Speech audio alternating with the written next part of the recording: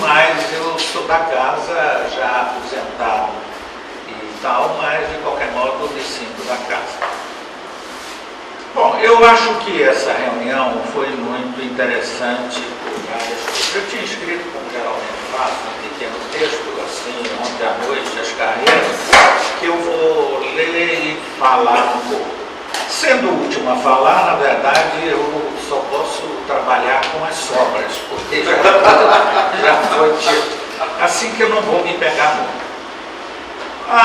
Eu dei no título, o Nivaldo me pediu para falar sobre as construções de Diógenes, especialmente aquelas feitas na universidade e tal. Eu, na verdade, cheguei a pensar, falar um pouco sobre Diógenes, formação e atuação na área da educação. Normalmente, os arquitetos historiadores, com honrosas exceções, e aqui tem duas exceções bastante evidentes, de Hugo e de Nivaldo, tendem a analisar a obra de arquitetura pouco vinculada com o contexto histórico e personalidade de seus protagonistas. Estou falando da história do Mindley, por exemplo, e tal. Diógenes Bolsa foi uma personalidade mais complexa do que se pinta. Isso se deve, em grande parte, à sua educação. Razão do título dessa palestra. Isso se deve, em grande título dessa palestra. Órfão de pai aos 11 anos, desterrado e criado por tias velhas e mandado como aluno interno para Salvador e depois para a Escola Agrícola de São Francisco do Conde, quer dizer, a Escola de São Bento das Lajes, São Francisco, para substituir o pai na roça de cacau da família. Isso lhe forjou uma personalidade ao mesmo tempo introvertida, vaidosa e tímida, com eventuais explosões temperamentais, o que lhe valeu atritos com muitos de seus parceiros, colaboradores e colegas de universidades e alunos. Diógenes herdou a formação positivista de seus professores da Escola de Agronomia, o que lhe aproximava mais dos engenheiros com quem trabalhou, como Manuel Ferreira, Paulo Assis Ribeiro, Enéas Gonçalves, Américo Simas Filho, Norberto Odebrecht, empresário de metalurgia e construção, Evaldo Luz, que dos arquitetos parceiros. Num dos poucos artigos que Diógenes publica, que está naquele livro, não é? A Bahia do século XIX, não sei o quê, da Bahia de Todos os Santos e tal, são esses engenheiros que ele fala. Ele não fala em nenhum arquiteto. Aliás, fala em dois professores da faculdade, que são Fernando Fonseca e a Socorro, mas que não faziam arquitetura aí do Orfão, trabalhavam na área de história urbana, essa coisa toda.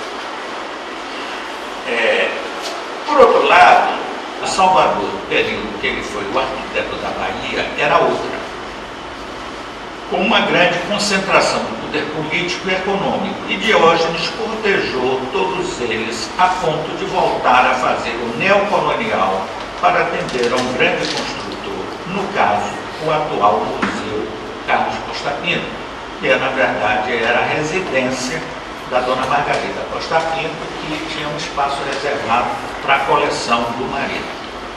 Mais tarde, quando briga com Antônio Carlos Magalhães, o novo imperador baiano, e perde o seu principal colaborador, Assis Reis. E mais um outro detalhe, a Norberto Odebrecht tinha um escritório no terminal do edifício Salvador e Diógenes estava, curiosamente, no andar de baixo, e essa relação era muito íntima. E a Norberto Odebrecht, quando enfrenta uma crise que desceu e não podia mais caber ali, vai para o início da BR-324, onde os galpões foram lá criados, e ele pega. O Diógenes fecha isso.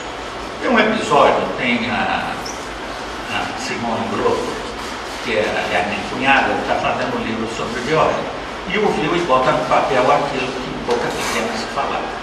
Esse depoimento é dado pelo próprio filho de Diógenes. Diógenes tem um contato com Antônio Carlos Magalhães e não sei o quê, e lá pelas tantas, Diógenes abotoa Tá bom. Diógenes Rebouças abotoa o Antônio Carlos Magalhães, governador da Bahia, e chama de moleque. Eu me dou muito com seu pai, me respeite. Pois é, Diógenes sempre foi ligado a esses grupos econômicos, essa coisa. Bom, o cenário profissional, os poucos projetos, ele abandona a sua atividade profissional muito jovem, não tinha 60 anos, tinha 58, 59, né? E volta à atividade de pintor documentarista. Diógenes foi, durante o Epúxi, um dos caras que incentivou outros artistas baianos, mas ele próprio, a desenhar, documentar cenas da cidade de Salvador, o Dique do Tororó, essa coisa que ele já imaginava que ia ser modificado. E, aliás, ele, ainda na escola agronômica, ele era um desenhista, não sei se ainda pintor, mas era um desenhista amador, um desenhista autodidata, e ele tem uma delegação de botânicos, zoólogos, não sei o que, belgas, e que queriam, como era comum ainda hoje, ser acompanhado de alguém que pudesse desenhar, porque a documentação nessa área é muito disso, que você mostrar a semente, a inflorescência, mostrar a folha, mostrar a raiz, que a fotografia não necessariamente consegue fazer, seccionar essa coisa toda. Os professores indicam o Diógenes para acompanhar. E são esses professores que dizem, você devia fazer belas artes, que você tem uma boa formação, que você tem a habilidade e tal. Bom, pois é, nesse momento, então, quando ele fecha a coisa, ele volta a ser pintor documentarista, faz aquela, que foi reunido num livro sobre a cidade no século XIX, que ele ainda conheceu, em grande parte apoiado também em gravuras e em fotografias antigas, mas muito daquela cena ainda existia. Ele volta ao IFAM, onde ele tinha colaborado no início, e executa alguns projetos com ex-alunos, mas eu diria que são projetos mais institucionais e fora de mercado, e passa a ser um assessor de empresários baianos que ele tinha uma grande relação, basicamente no Alberto Odebrecht e o Eovaldo Luz, que era dono da uma empresa de construção aqui e tal. Ele tinha uma grande admiração pelo Eovaldo Luz, né? Bom, o Eovaldo Luz, uma façanha, não sei se o Diógenes teve, mas uma façanha do Eovaldo Luz é que quando a Petrobras estava sendo montada, tinha que transportar as torres de fracionamento, chaminés e tudo mais para Aratu. E as estradas eram muito grandes, as empresas que podiam fazer esse transporte ocuparam as outras. E o Eovaldo Luz se lembrou da possibilidade de você pegar esse material lá no Porto de Salvador do navio, fechar a boca desses grandes tubos, jogar no mar e rebocar até São Francisco do Conde e ir lá montar. E Diógenes contava isso com uma grande, essa invenção, essa coisa toda. O cenário profissional também era favorável a ele. O curso de arquitetura da Escola de Belas Artes era fraquíssimo, nós tínhamos pouquíssimos alunos formados. E as construtoras baianas haviam tomado o espaço das grandes construtoras do Sul, que trabalhavam com arquitetos muito qualificados, como o Delso, como Prentice e Floderer, que é quem faz a adaptação do projeto do elevador Lacerda, ou de Ricardo Antunes. Se poderia dizer que naquela circunstância quem tinha um olho era ele. Não creio que fosse o seu caso. Diógenes foi um garoto prodígio, formado em agrimensura. Ele formado era em agrimensura. O sobrinho dele insiste bem nisso. Aos 19 anos e praticamente autodidata em arquitetura e em urbanismo. Ele ocupou um espaço que nenhum outro profissional local do Sul conquistou. Na verdade, Diógenes conta isso. Quando ele foi se inscrever na Escola de Belas Artes para fazer pintura, o diretor era o Alione, que era um arquiteto, o induziu a fazer arquitetura. E ele não sabia que atividade era essa arquitetura. Tanto quando ele volta depois do interior, ele não conclui o curso de arquitetura. Jorge nunca foi formado em arquitetura, mas isso nós vamos ver adiante. Como estudioso e erudito, não participava de congressos, nem gostava de escrever.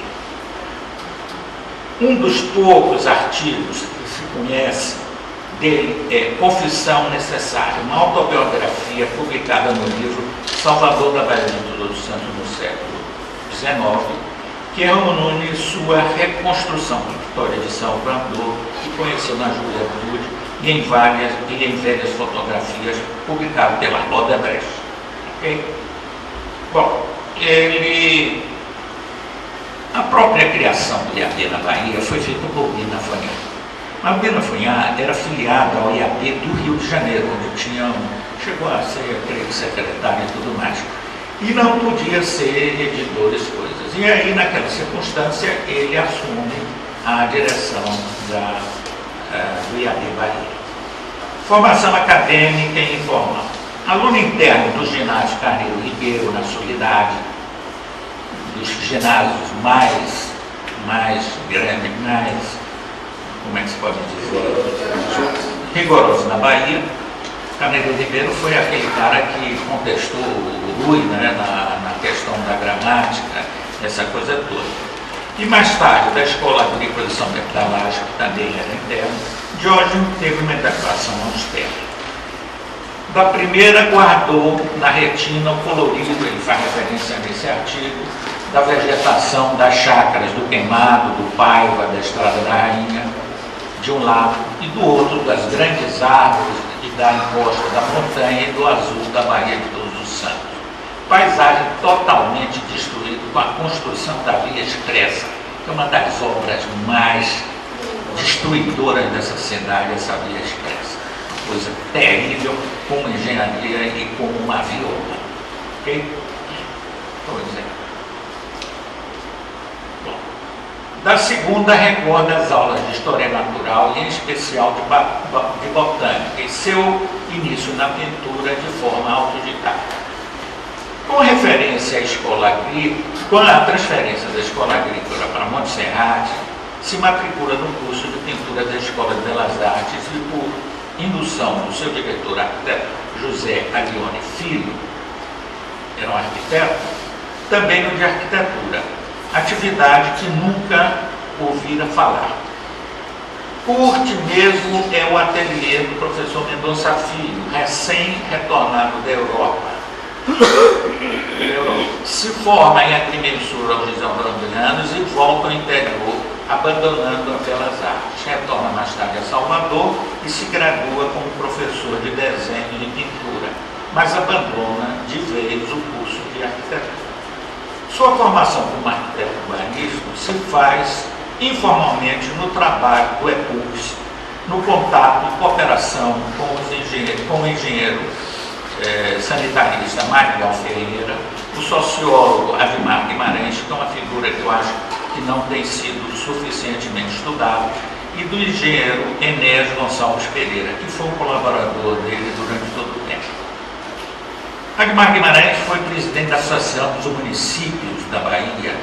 Era um homem que tinha uma enorme leitura de aspectos sociológicos e que faz uma introdução à Carta de Atenas, foi publicado pelo diretor acadêmico, essa coisa toda, e que era o homem, segundo Diógenes mesmo dizia, que redigia os textos todos, os relatórios e tudo mais do EPUX. Então, essa figura eu ainda o conheci, ele foi professor dessa escola, é uma figura muito importante no EPUX. Bom, ele seria mais um urbanista que o arquiteto. Isso é uma velha discussão que eu tenho com o meu amigo e ex-aluno Nivaldo. Assis não tinha, o Diógenes não tinha, ele era um grande urbanista, ele tinha uma grande preocupação com a implantação dos edifícios, ele tinha uma grande preocupação com a sistematização do programa, mas ele não tinha nenhuma, digamos assim, satisfação no detalhe, nessa coisa toda. Isso ele passava por tecido. Todos os arquitetos fizeram, em alguma época, um pouco que Diógenes sabia. Eu fui estagiário dele, estagiário não, já formado, trabalhei no escritório dele e posso dar esse testemunho.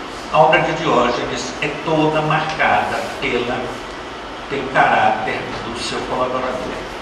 Ele não há uma unidade, não há uma linguagem na obra de Diógenes. É muito do colaborador. Quem pega obras como a Estação Marítima, que é muito de Assis Reis, ou da Estação Rodoviária, que foi transformada no mercado, ou outras obras de Diógenes, vê que não tem nenhuma, ou essa escola, comparado com a Politécnica, e assim por diante. Nessa época, era muito comum a realização, o desenvolvimento de projetos por escritórios especializados. Tanto o Hotel da Bahia, quanto a Escola Politécnica foram desenvolvidos no escritório de Vina Fonhar, no Rio de Janeiro. Vina Fonhar, com um cunhado e tal, tinha um grande escritório de desenvolvimento de projetos.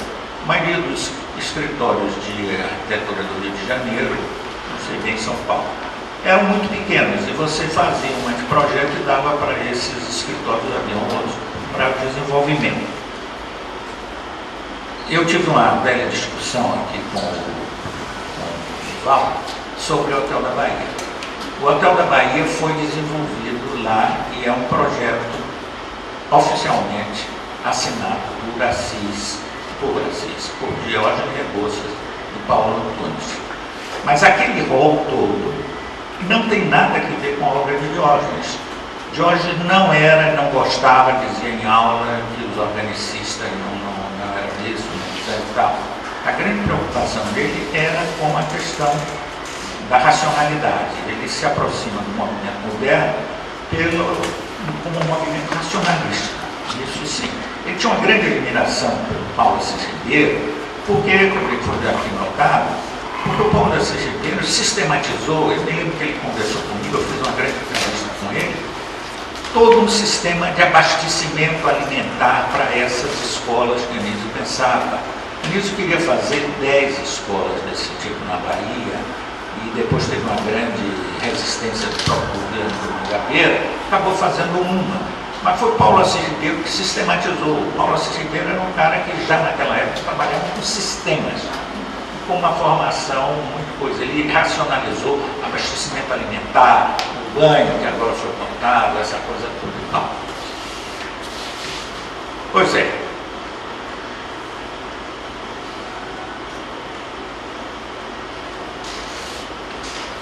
Bom, arquiteto do Ministério mais tarde seria ungido como arquiteto pelo Ministério da Educação. Isso foi um trabalho feito pelo seu grande amigo e diretor da Escola de Belas Artes, que era Mendonça Filho. Foi ungido pelo Ministério da Educação como sendo arquiteto devido à sua formação técnica como agrimensor e artística, mas na verdade ele não chegou a se formar em arquitetura. Até antes ele teve que se associar a muitos arquitetos porque ele não tinha registro de CREA, e ele teve que se associar a muitos deles. Bom, teria inclusive uma chance de estagiar como professor visitante na Faculdade de Arquitetura de Raleigh, na Carolina do Norte, a convite da USES, que era United States Information Service, em 1958. Aquela universidade se especializou em ensino voltado para a realização de experimentos em modelos estruturais reduzidos de cascas e concreto, como os peiçados, folded slabs, de Minaru Yamazaki, que era o autor das Torres Gêmeas de Nova York, e parábolas hiperbólicas. A América do Norte tinha, de alguma forma, importado aqueles princípios de Young, que era muito racionalista, mas havia uma arquitetura, uma estrutura desenvolvida por estruturalistas latinos, que eram Nervi na Itália, Trohor na Espanha, Félix Candela, que era um espanhol que depois foi para o México, e os americanos naquele momento estavam muito preocupados em incorporar essa experiência.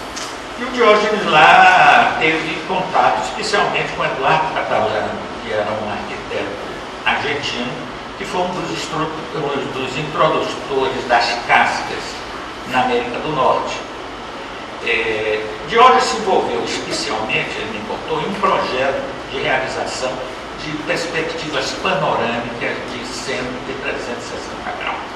Havia lá uns professores e que era você fazia um tambor suspenso do lado e fazia uma perspectiva de tal modo que você entrava ali por debaixo e aí você podia ver todo um cenário na Praça de São Marcos ou coisa desse tipo, antes dos três deles e dessa coisa. Ele se envolveu muito nesse projeto, pelo que ele me disse. É curioso, ele volta dessa viagem, ele visitou outras universidades, mas ele volta pela Europa, que não lhe causou nenhuma impressão na Europa. O que impressou ele era aquela coisa da novidade, das novas estruturas, dessa coisa toda americana. Não, a Europa é curioso, que é um homem tal, não causou para ele nenhuma grande coisa. Ele teve somente uma vez na Europa, teve na América do Norte 2 vezes nessa oportunidade e teve depois levado pelo grupo do Evaldo Luiz para ver Shopping Center, do qual ele foi um dos mentores, não só da Lapa, como o da Barra, mas que não fez arquitetura, ele só fazia uma assessoria. Sua produção de escolas. Diógenes foi bafejado pela sorte sobre aproveitar as oportunidades que se apresentaram.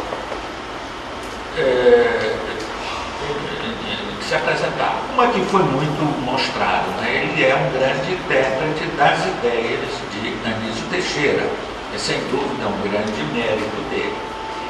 Mas não apenas isso, outras oportunidades, como foi a casa do Lepux, como foi, aliás, anteriormente a construção da Fonte Nova. Ele soube muito bem pegar essas oportunidades. A primeira com o episódio da Fonte Nova, em 41, e depois dos governos de Mangabeira e de Juraci Magalhães, quando Juraci volta à Bahia e é eleito democraticamente. Ele é praticamente o arquiteto oficial da Bahia. O Magalhães. Anísio Teixeira havia trabalhado no antigo Instituto Federal, onde foi inspetor de ensino e de saúde, com o arquiteto Hélio Duarte, que se encontrava na época trabalhando na Bahia, trabalhando com uma construtora na Bahia. Anísio tinha o sonho de fazer em Salvador uma Platoon School, que já foi aqui. Bom, eu queria chamar a atenção para uma coisa que eu acho que precisa ser investigada. Essa expressão Platoon significa pelotão, significa esquadrão, mas é um termo militar. Detroit era a base da frota americana. Eu fiquei surpreso de chegar no centro dos Estados Unidos e ver aqueles imensos navios de guerra lá dentro. Por quê? Entrava pelo canal São Lourenço e você tinha uma garantia de não realização, quer dizer, um ataque submarino e coisa e tal. Então, Detroit sempre teve essa presença militar muito forte. Essa ideia do pelotão era uma ideia que estava ligada, digamos assim, a baratear a construção escolar ou de formação. Você tinha uma escola, que aqui se chamou escola clássica, e que no inglês se chamava o 3R, 3 R's, que era read, write, que não se escreve com R, mas se pronuncia com R, e uma outra expressão que era contar em inglês. Ler, escrever e contar. E uma escola que tinha equipamentos que eram naturalmente caros, como oficinas, como ateliês, como outras questões. Então, Anísio viu isso na América do Norte quando esteve lá, e essa era a grande ideia para um país que tinha uma grande demanda de escolar e que não tinha condição de fazer escolas integradas com todos esses equipamentos. Então, a possibilidade de você fazer essa permuta de turnos, né, era uma ideia muito apropriada para aquele momento que nós estávamos vivendo na Bahia ou no Brasil. Anísio pediu a ele para projetar. Não, Anísio já tinha feito contato com o Diógenes para fazer essa rede que aqui foi montada pelo Nival, de escolas no interior. Eu cheguei a conhecer aquelas pequenas, eu acho que nunca foi feita uma maior. Aquela que tinha uma residência, um recreio coberto e uma classe. Mas eu nunca vi nenhuma das outras maiores. O Anísio fez, o Diógenes fez isso, que era um processo de racionalização. Mostrando aqui, você vê a formação classicista do Diógenes, que são projetos muito rígidos, com um eixo de composição, simétricos, essa coisa toda. Eu não concordo com o Nival de que ele fosse muito filiado à escola de Carioca. A escola carioca já tinha uma liberdade formal, uma experimentação estrutural muito maior, e a obra de Diógenes, isso fica muito evidente no Hotel da Bahia, que vi recentemente. Diógenes faz um hotel em Paulo Afonso, ao mesmo tempo que estava fazendo o Hotel da Bahia. Aquele hall com aquelas formas alegóricas, aquela coisa, é Paulo Antunes, não há a menor dúvida. A escola lá de Paulo Afonso é uma escola interessante. O hotel, né? É hotel. São dois hotéis, né? Articulada, um T, com uma articulação de rampas e tudo mais, mas é um projeto inteiramente cartesiano, rígido, não há a menor. Não é possível mesmo a mão que desenhou uma coisa ter desenhado a outra. É o meu ponto de vista. Ok? Bom. Pois é, o Diógenes já tinha feito essa sistematização, que era uma das coisas que ele tinha sempre essa preocupação, para o Anísio Teixeira. No finalzinho do mandato, quem é que o Anísio escolhe para fazer a Escola Parque? É o Hélio Duarte. Provavelmente pela experiência que já tinha com o Hélio Duarte, de escola lá no Rio de Janeiro e tudo mais. E chegou a fazer o Hélio Duarte duas escolas, eu não sei no tempo quando são construídas, antes da Escola Parque. 1, 2 e 3 são contemporâneas, antes da Escola Parque. Antes da Escola Parque. E já aí há uma integração de artes, aí já segue de elementos. Eu acho que, como sentimento, o Anísio confiava muito mais no Hélio Duarte, que era muito mais arquiteto, desculpa, tá? Era muito mais arquiteto. Eu não sou de artes. Bom, mas o Hélio é transferido para o Rio, para São Paulo, para fazer os conjuntos, essa coisa toda, e ele não pode realizar. Então, o Anísio solicita do Diógenes fazer a Escola Parque de Salvador. Acho que a grande contribuição de Diógenes ali é a utilização do princípio da planta livre, naquele pavilhão das oficinas, em que ele não combate o espaço, faz um grande espaço com divisórias, que eram tabiques ou armários, e várias oficinas funcionando no mesmo espaço. E a utilização de grandes painéis. Isso não era novidade. O movimento todo modernista no Sul já vinha nessa linha, e Anísio Teixeira, já foi aqui citado por João Augusto, cria os dois salões separando. Anísio Teixeira força, inclusive, a permanência de Caribé. Caribé, até então, era um viajante, andou pela América Latina toda, andou pelo Brasil, andou por aqui, por lá. Ele força a fixação e contrata o Caribé para ficar na Bahia, trabalhando na Escola Parque, nessa coisa toda. Bom, mas você vê que o Diógenes, que também era um pintor ligado a esse movimento que começava na Bahia, ele começa com um pintor clássico, mimético, muito interessante nas aquarelas, mas já começava a namorar com o movimento modernista na Bahia da geração 49, que era o Mário Cravo, o Carlos Bastos, o Genaro de Carvalho e tudo mais. E ele leva, sem dúvida nenhuma, essa experiência para o Hotel da Bahia, com um painel enorme de Genaro de Carvalho. Depois foi feito um outro painel de Caribé e tudo mais. Eu estou vendo aqui a minha coordenadora me botando aqui, ok? Bom, eu estou aqui tentando coisa. Ainda por solicitação de Anísio Teixeira, já foi dito aqui, ele faz aquele conjunto de Maceió e de Aracaju, que são desenvolvidos por arquitetos locais. A grande interesse de Diógenes é fazer a implantação na topografia, a racionalização, o zoneamento, mas o trabalhar o detalhe, aquilo que o Mies van der Rohe levava horas para proporcionar uma esquadria. Há uma expressão do alemão, o ditado, que diz assim: o diabo está no detalhe. Você pode ter um plano muito bonito, mas na hora do detalhe é o diabo. O Mies van der Rohe inverte isso, diz: Deus está no detalhe. Deus está no detalhe. Quer dizer, é a inversão toda. Todo arquiteto tem essa satisfação de ficar trabalhando. Isso não existia para Diógenes. O que não nega a enorme contribuição dele no lançamento dessas questões, especialmente na questão do urbanismo. Bom, eu vou aqui terminar essa coisa, né? Ele fez aqui a Escola Politécnica em trabalho com colegas da UFBA, que acabava de se instalar na Bahia. Fez, aliás, o plano do campus da Canela, como ele trabalha com o Fernando Machado Leal e o Guilherme Cunhaque, com quem ele depois briga, como brigou com praticamente todos os seus colaboradores. A saída de Assis do escritório dele, que foi traumática para os dois, se deve a isso, porque ele continuava tratando o Assis como se fosse apenas um colaborador para desenvolver projetos. E assim já era um arquiteto com uma outra visão nessa coisa toda.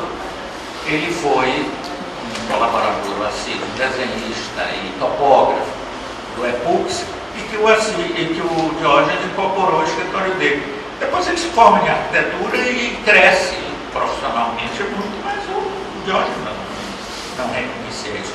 Ele não cita, na maioria dos casos, seus colegas. Okay? Bom, a Faculdade de Arquitetura é um outro projeto muito polêmico, porque, na verdade, o Walter Ruggiero, com quem ele também brigou, era diretor da escola e abriu um concurso público para esse projeto. Eu me inscrevi, eu paguei taxa de inscrição para isso com outros colegas.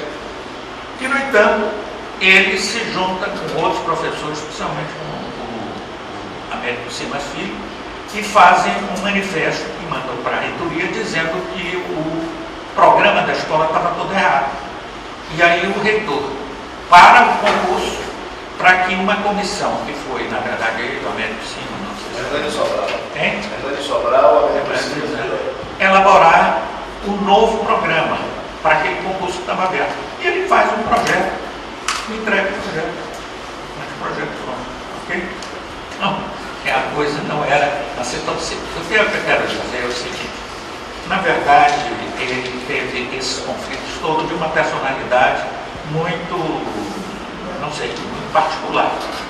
Ali na Bard, ele foi um dos que trouxe para a Bahia para fazer, dar uma das cadeiras que ele era professor, que era teoria de arquitetura, e que mais tarde, adiante, quando ali na volta à Bahia, no período de Mário Kertes, né, para fazer obras e tal, ele briga com a Lina Bard.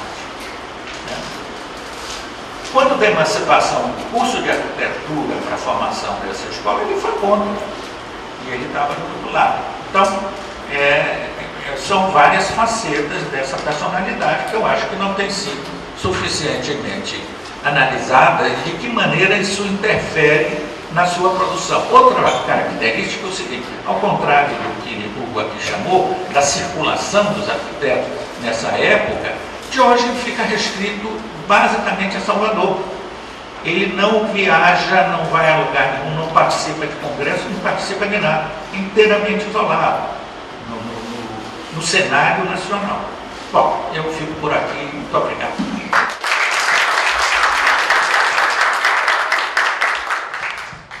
Desculpe, professor, às vezes um pouco de coordenação, né? É um pouco chato, mas também para garantir uma possibilidade do debate, né? Que eu acho que é uma mesa muito rica e que ela nos permite refletir sobre muitas coisas, especialmente num momento em que a Faculdade de Arquitetura se encontra, enfim, tentando propor uma discussão da sua, enfim, atualização, né? Se a gente puder chamar dessa maneira, né? Então, eu gostaria de convidar, né, aos colaboradores, né, que nos brindaram aí com suas colocações, que voltem à mesa para a gente abrir para o debate. Eu queria, enfim, convidar especialmente o professor Nelson Preto.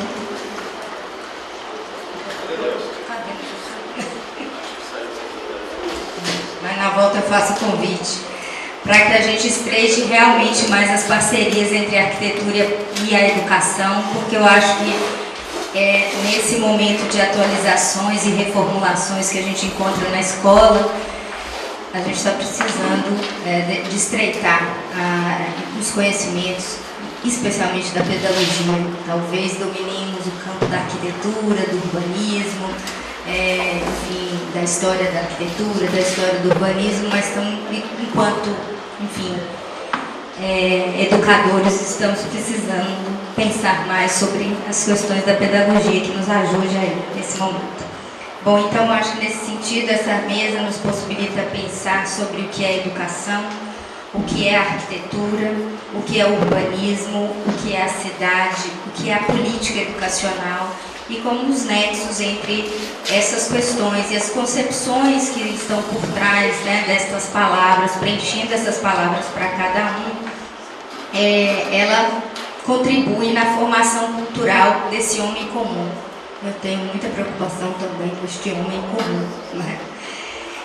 Eu acho que é uma oportunidade muito ímpar da gente pensar, né, as contribuições que vieram, os limites, os conflitos, mas também os encontros e as parcerias, né? Eu acho que esse centenário de Diógenes e as mesas que eu tenho acompanhado, enfim, a partir do nome de Diógenes tem se trazido muitas contribuições que tangenciam e que a gente não está falando muito dessas parcerias ou dos conflitos, etc., mas que são encontros que foram frutíferos, são oportunidades que souberam ser aproveitadas.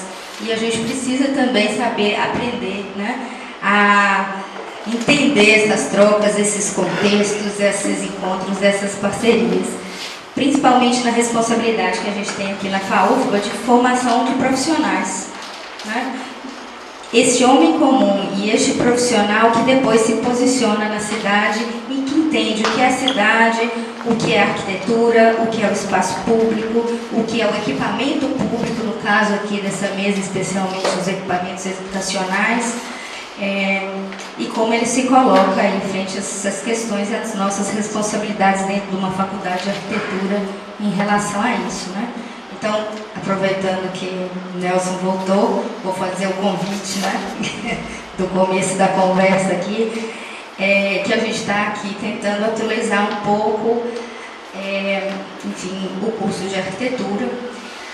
A estrutura já está sendo reformulada, né? Tem um novo regimento sendo implantado, e acho que a gente está precisando estreitar as nossas relações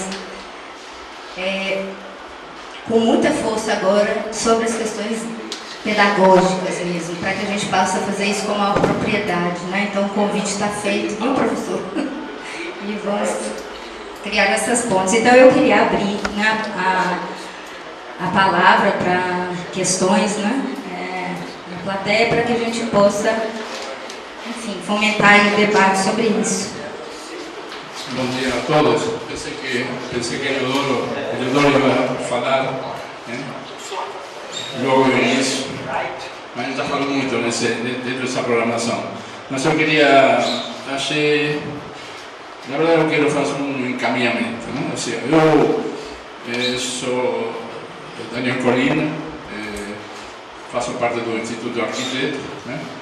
E eu acho que nós, arquitetos, temos que dar uma contribuição importante em relação à política urbana, mas em particular, depois do que eu vi aqui, que eu já ouvi em outros eventos anteriores,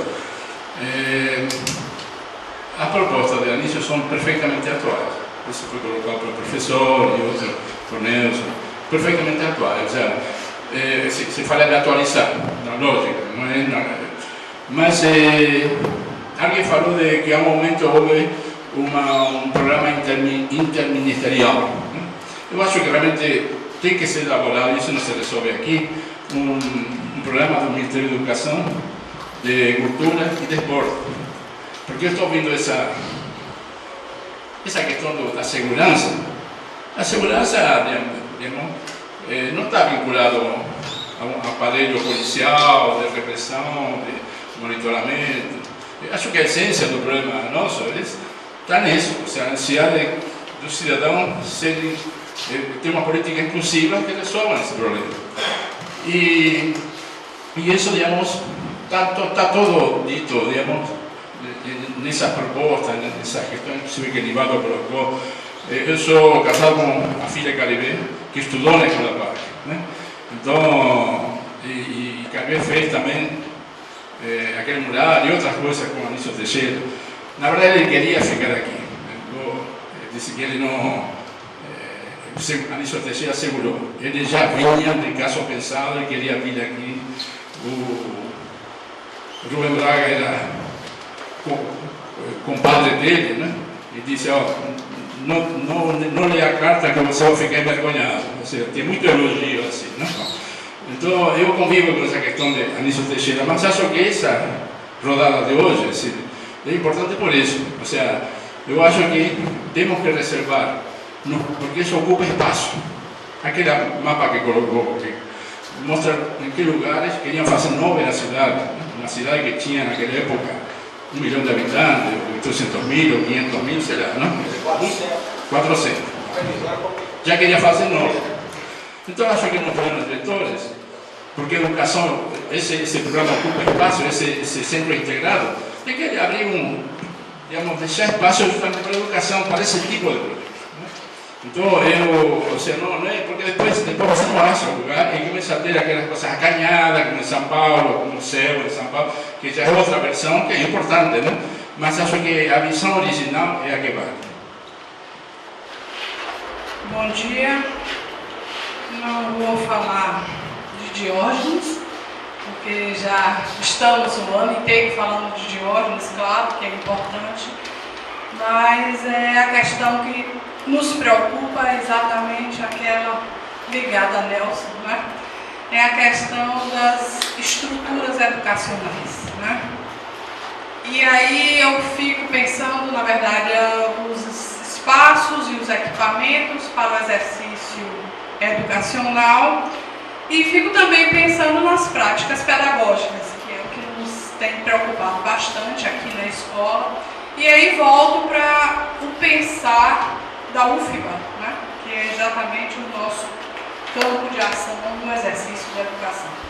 E aí eu acho que é muito complicado você gerir espaços ou projetos dentro da UFBA, né? E a experiência da Faculdade de Arquitetura sempre tem se esbarrado exatamente nessa forma de pensar dos gestores. E os gestores, aí eu falo dos reitores e dos diretores, enfim, que assim, as pessoas pensam muito, se fala muito em renovação, em práticas pedagógicas mais fluidas, mais dinâmicas, um exercício de forma diferenciada, do não transmitir, né? E quando o que a própria UFBA vem executando nos seus edifícios as escolas e as faculdades são espaços tradicionais muito anteriores ao que se foi a Escola Parque, que o Nelson falou aqui. Ou essa faculdade, exato, quer dizer, dos anos 50, né, do que se pensava lá, quer dizer, a escola do futuro é aquela lá, é essa aqui. E o que se faz hoje são as escolas e espaços de arquitetura que não tem nada a ver com o discurso, porque a prática pedagógica também não acompanha o discurso, não é? Então eu acho que a gente tem que parar e pensar mesmo no que é que nós estamos fazendo, não é? Porque se fala em fluxos, em currículos dinâmicos e tal, e o professor quer ir para a sala de aula e falar para os seus 20, 30, 50 alunos que sejam e dar aula. A palavra é dar a aula, dar o conteúdo. Não é? Então Exato. Como é que eu vou dar esse assunto? Como é que eu faço? Como é que eu vou? Então, enfim, por isso, na verdade, eu mudo, mas tem a ver com o que a gente está aqui discutindo, que é exatamente a relação do discurso, a prática pedagógica e o espaço de arquitetura. A gente tem que caminhar muito, porque isso eu acho que é cultural, né? E é uma preocupação que nós temos tido, tanto enquanto gestores. Eu fui diretora da escola também, e Eliodoro viveu, sofreu na pele essa coisa desse plano urbanístico aqui do campus, não é? E na sequência de Eliodoro, eu fui o Nelson, enquanto eu cheguei lá nos conselhos, Nelson estava e depois Nelson saiu. Então é muito complicado isso, porque o dar, o fazer, é muito diferente do discurso político e a gestão desse espaço. Então é uma coisa que a gente se preocupa e a gente tem que resolver, e isso tudo lá nos anos 50 se resolveu de uma forma bem mais eficiente, eu diria assim. Tá bom, obrigada.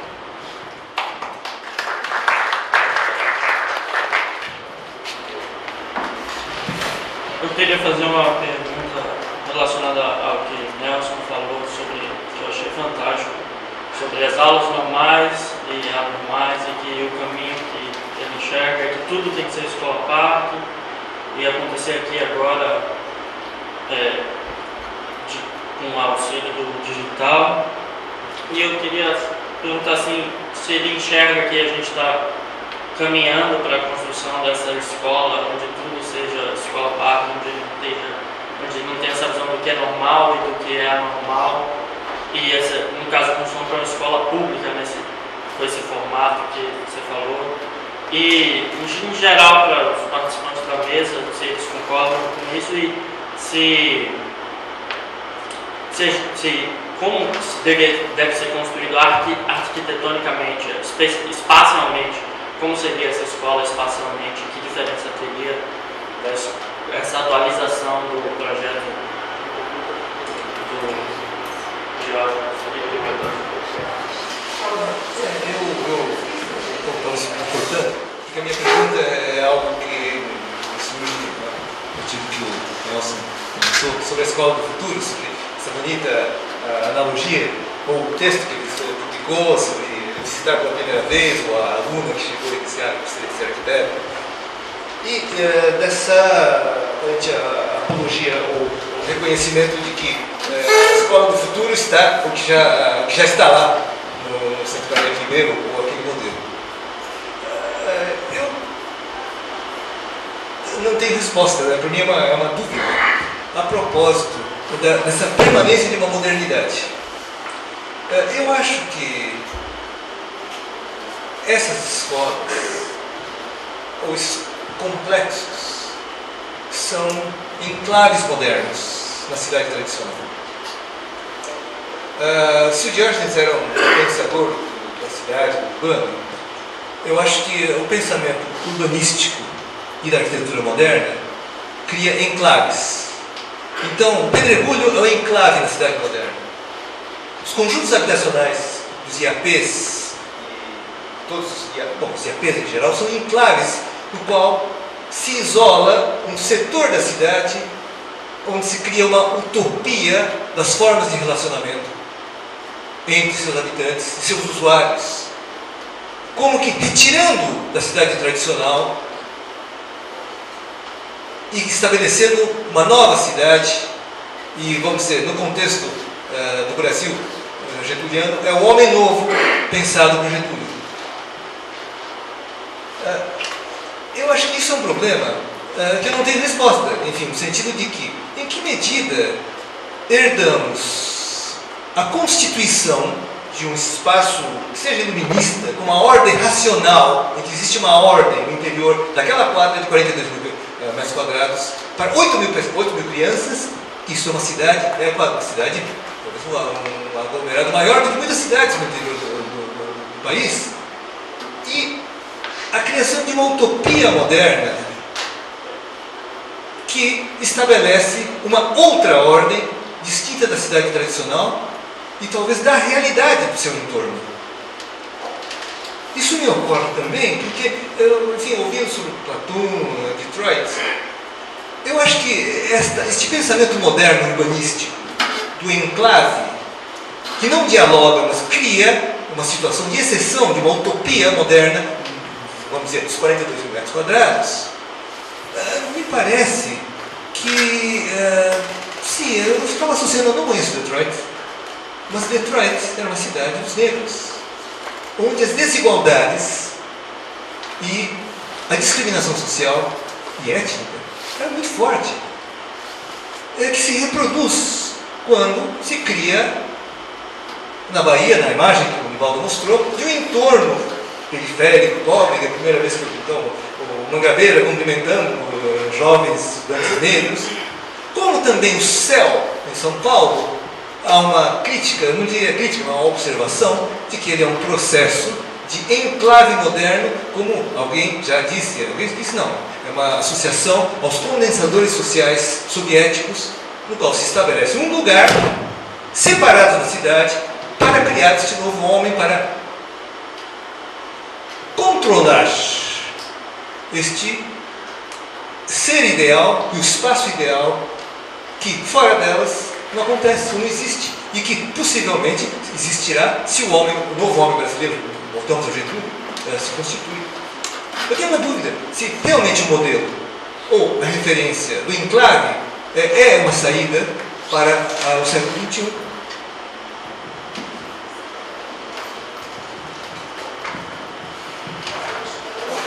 Alô? Não, eu não cheguei a concluir a minha palestra e ficou. Eu fiz uma orelha para um livro da Simona Groth e eu termino com o seguinte. Eu disse que o Diógenes é um gênio genioso, que é basicamente os conflitos todos que ele mantém. Mas eu acho muito importante avançar um pouco nessa discussão da personalidade desse arquiteto que cria um enclave na Bahia, São Salvador, que não se relaciona com o resto da comunidade de arquitetos, essa coisa toda e tal. Ok?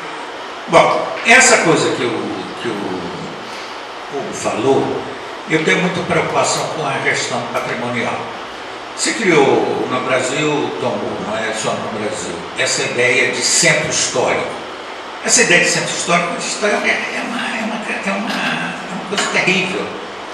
Primeiro porque, pela própria denominação, você desqualifica o resto da cidade. O resto da cidade não é histórica, quando na verdade não é verdade.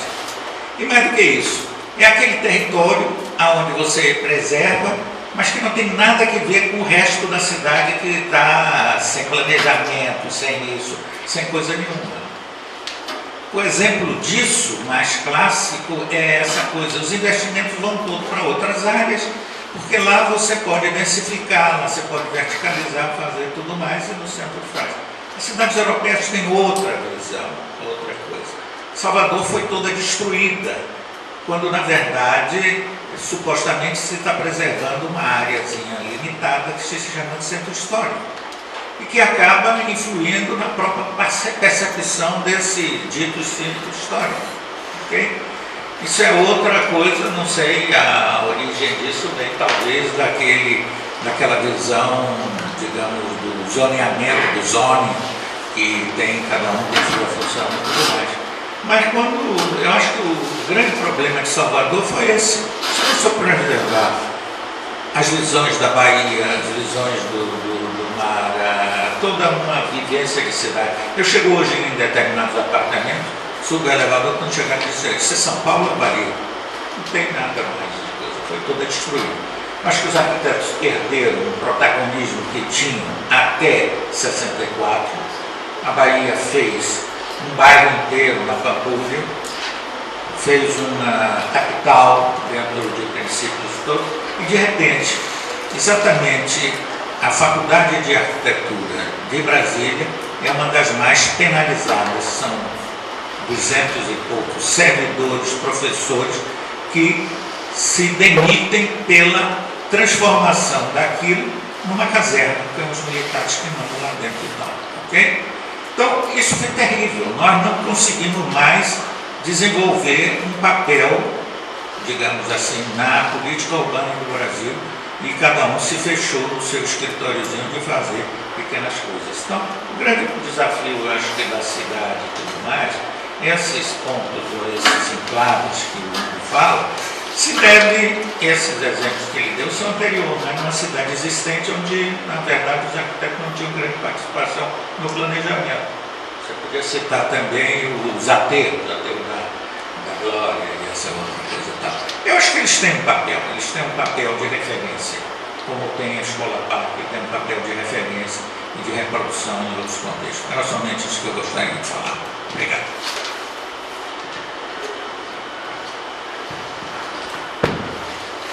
Eu acho que foram questões importantes colocadas pelo Daniel, pela Solange, pelo Igor, né?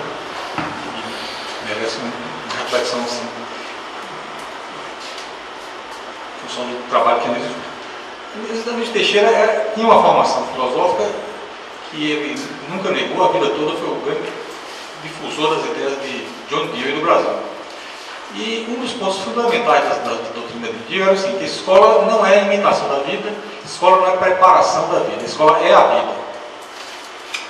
Então, esse é o princípio básico do movimento todo do keynesianismo, que foi o principal protagonista do Brasil. E que foi o que levou mais adiante, em termos assim, materializar o que ele estava propondo. Pra vocês terem uma ideia, a escola rural, que é uma escola que nós não falamos muito aqui, né, que até também projeto de ordem de bolsas, é uma escola que tem uma sala e uma residência para o professor e um recreio para o mestre. E um hectare de espaço para experiências agrícolas na zona rural. Essas escolas foram implantadas na Bahia, nesse relatório que está aqui na revista, de 49, já haviam sido implantadas 250 dessas escolas. Eram 750 no plano, escolas que eram patrocinadas pelo governo federal. 250 foram implantadas, 250 estavam em implantação e 250 iam começar a implantação. É provável que todas as 750 tenham sido implantadas. Ora, isso é um negócio que atende a uma necessidade real. Você montar uma escola rural, uma escola no campo, no varejo pequeno lá e tal, monta uma escola rural. Essas escolas eram feitas de Edivaldo por um grupo de 3 pessoas. Botava delegado escolar, o padre, um médico, qualquer pessoa de destaque lá, e eles se encarregavam de fazer a escola. A prestação de contas não era feita com papel, era feita com fotografia. Então saiu esses carros todos aí, Land Rover, pela Bahia, e a pessoa fotografava a escola. Então fotografava, trazia a fotografia para cá e liberava o dinheiro para a próxima etapa. Então era uma coisa absolutamente desburocratizada e para atender uma necessidade real. Agora, quanto à questão do enclave, também eu acho que é um certo equívoco em relação à escola parque. Não era isso. A escola parque era uma escola aberta para toda a comunidade. Não era uma escola fechada. E quem trabalhava, os melhores profissionais do local, da favela, do Porta-Braço, trabalhavam dentro da escola. O padeiro, o carpinteiro, o pedreiro, todos os trabalhos que eram feitos pelos alunos, que não era um trabalho de profissionalização. Era um trabalho com princípio educativo, somente para poder o aluno escolher o que queria fazer. As meninas, se quisessem ser pedreiras, podiam ser pedreiras, não tem nenhum problema. É claro que era mais complicado culturalmente isso aí. Mas não era fechada a possibilidade delas escolherem uma profissão que teve como masculina, nem o contrário. Eu acho que o espaço da escola parque é um espaço de liberdade.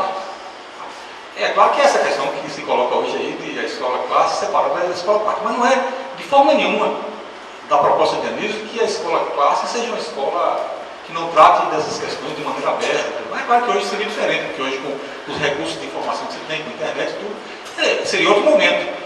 Então o que se coloca aqui é que essas experiências, essas sugestões de Anísio, isso que Anísio chegou a fazer, são elementos iniciais, a partir dos quais nós podemos fazer a atualização.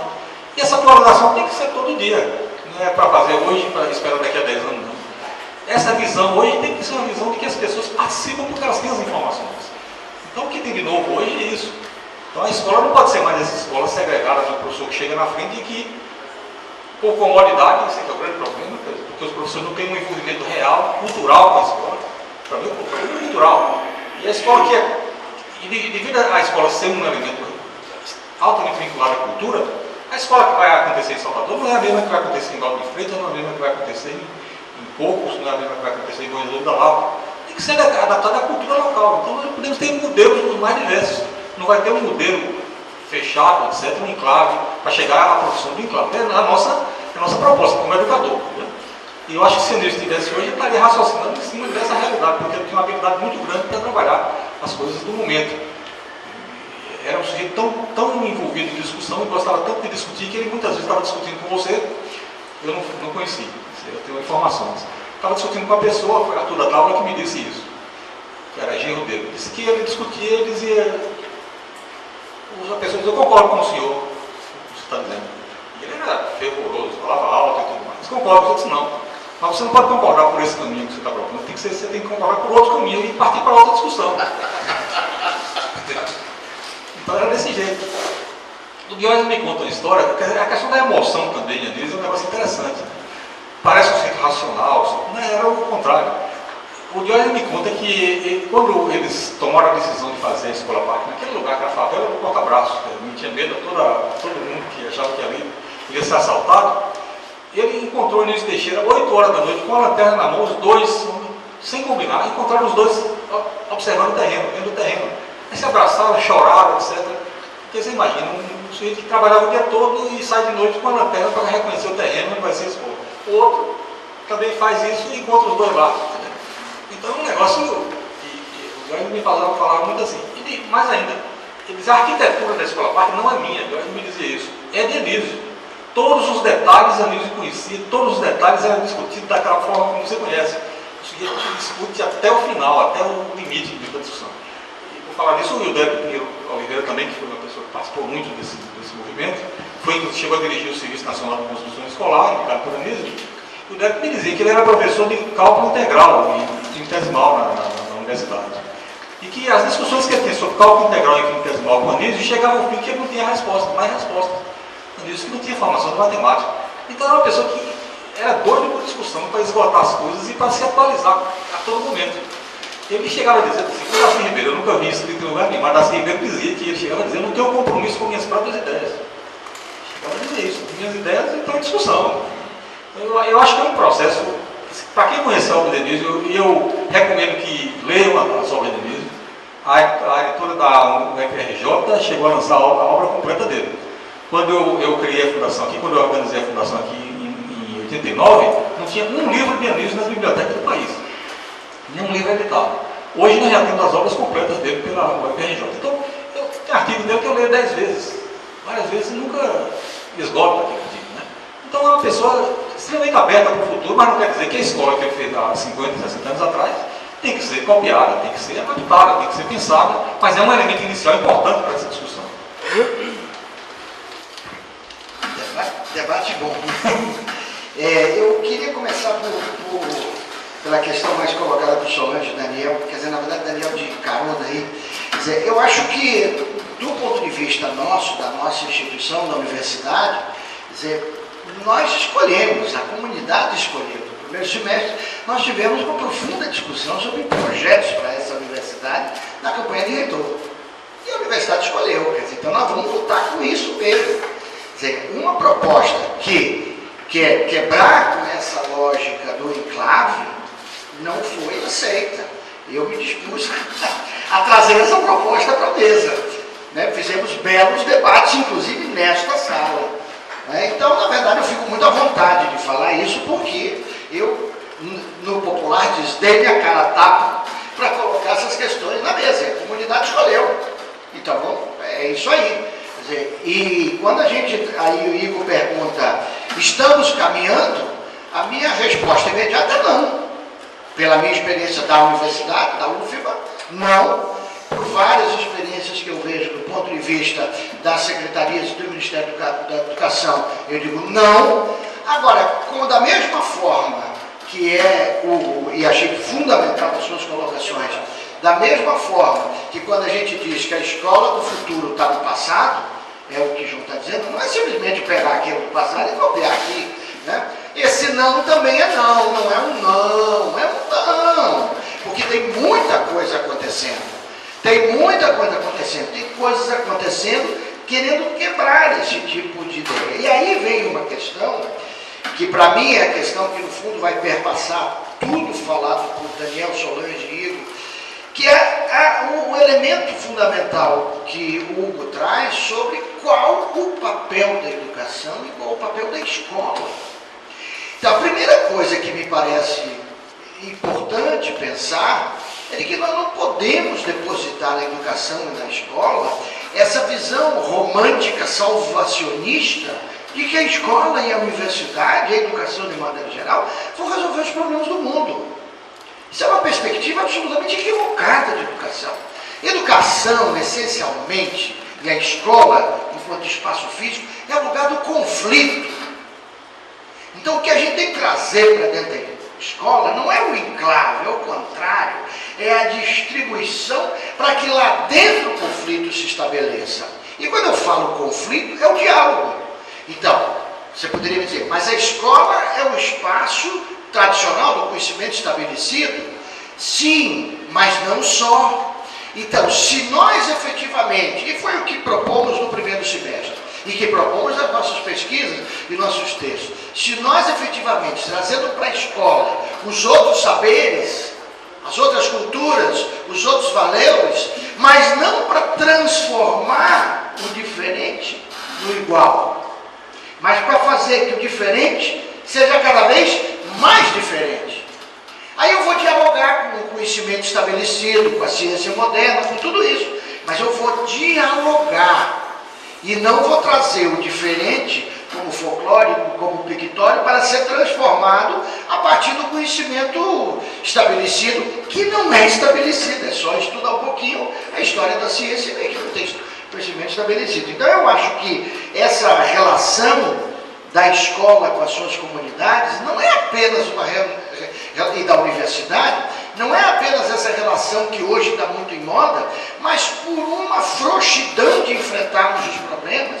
E aí se diz, eu tenho que me relacionar com a minha comunidade no entorno. Por quê? Porque no fundo está com medo do problema da violência. E usa esse relacionamento como subterfúgio para resolver o problema da violência. Não, eu quero me relacionar com o entorno para que a cultura do entorno provoque o enclave da universidade e da educação. E a arquitetura tem que estar preparada para isso, quer dizer, a edificação escolar, a ocupação dentro de uma área na cidade tem que estar preparada para esse confronto, vamos chamar assim. Confronto no sentido bom da ideia, no sentido do diálogo, do diferente. Na verdade, está sendo carcomido por dentro. Então, você pega, por exemplo, na vida da universidade, essa estrutura bacana que se criou de grupos de pesquisa, terminou se constituindo como enclaves dentro do enclave. Ou seja, o grupo de pesquisa hoje é quase um setor da universidade. Ele tem secretária, etc. e tal. Ou seja, aquilo que seria o fundamental, que é o cotidiano do diálogo, do diferente, do confrontamento com o diferente, ele vai sendo posto para fora. Eu fico adorando quando Paulo provoca, diz assim, discordo de Nivaldo. É raro você ir num congresso hoje em que tem uma mesa que as pessoas discordem. Você só monta a mesa com todo mundo concordando. Ou seja, essas estruturas educacionais são, na verdade, estruturas que estão naturalizando a ideia, e vale para o ponto de ônibus, vale para os modelos de universidade, de que o que nós precisamos é organizar a escola, é organizar a universidade. E eu diria que o que nós precisamos é desorganizar a escola e a universidade. Ela está organizada demais. E como eu tenho dito, a gente tem que pegar essas experiências interessantes e atualizar, que é o que eu chamei de atualizar. Igor pergunta, como seria a espacialização dessa escola do futuro? Anísio, num texto de 1960, chamado O Mestre do Futuro, tem uma pista. Ele diz, a escola do futuro mais vai se parecer com uma estação de televisão. E aí, como é que nós atualizamos isso? A escola do futuro vai ser um grande laboratório hacker. Ela vai ser um espaço coletivo de produção de conhecimento. E por isso que nós estamos defendendo ensinar programação para a meninada novinha. Por isso nós estamos defendendo que cada escola seja uma espécie de um hacker lab, um laboratório propriamente dito. Um laboratório de produção e não um laboratório de consumo de informações. Então, O desenho, propriamente dito, vocês vão ter que descobrir. Mas seguramente não é um desenho inspirado em caixinhas do conhecimento. É um desenho ao contrário, em que faz as caixinhas cada vez, não que elas não sejam necessárias, né, porque a gente precisa de especialização, mas que elas tenham capacidade de dialogar uma com a outra. Então é um espaço que está muito mais para o coletivo do que para o individual, que está muito mais para o desorganizado que para o organizado, está muito mais para o não enclave do que o enclave. Agora, tudo isso são reflexões em voz alta de um sábado. Não podemos esquecer, porque isso não é também por um decreto que você vai fazer essa nova escola, nem do ponto de vista pedagógico, nem do ponto de vista arquitetônico. Então, nós estamos trabalhando no nosso grupo de pesquisa com a ideia de, e essa discussão é importante por conta de movimentos sobre currículo nacional, etc. e tal, de trabalhar com a ideia de educações e não de educação. E termino dizendo, Daniel, que eu concordo plenamente quando você fala. Eu tenho uma expressão que eu uso muito, que eu digo que as políticas públicas são esquizofrênicas. Então você faz uma política pública de educação que não fala com ciência e tecnologia, que não fala com saúde, que não fala com cultura, que não fala com indústria e comércio, que não fala com trabalho e renda. Ou seja, isso vale do Ministério como vale para as secretarias e para as prefeituras. Por que isso?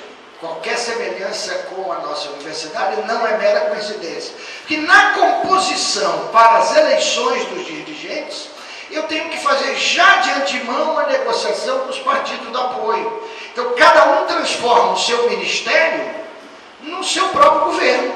E um não fala com o outro. Então, isso fica difícil. Porque os problemas da universidade não são os problemas de educação. São os problemas de todas as áreas. Então, a superação desse enclave, ele só se dará, na minha concepção, com muita luta política e conceitual. E esse caminho é o caminho que, principalmente os mais novos que estão em formação, têm que enfrentar.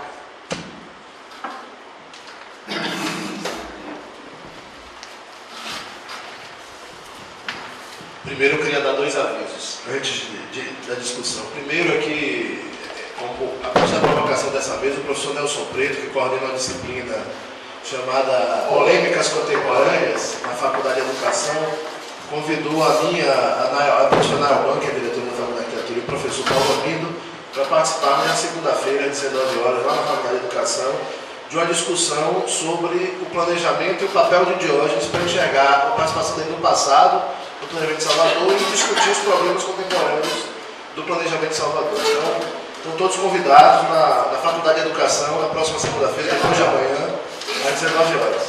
E toda essa disciplina, com esse nome polêmico, sempre usa plenamente, intensamente as redes sociais e é transmitido ao vivo pela internet, pela nossa rádio Faced Web. Então, quem não puder ir e quiser participar, tem Facebook, Orkut não, Flickr, tem tudo isso, Twitter, Orkut não existe. É www.radio.faced.ufpa.br, 19 horas. No segundo aviso, a gente tem recebido muitas perguntas sobre a visita à Escola Parque. A gente teve alguns probleminhas e a visita foi adiada. A visita vai acontecer provavelmente no início de outubro, a gente vai divulgar a data ainda. Entre agora, o final de setembro e início de outubro, será divulgada a data, será feita a visita à Escola Parque e às escolas classe.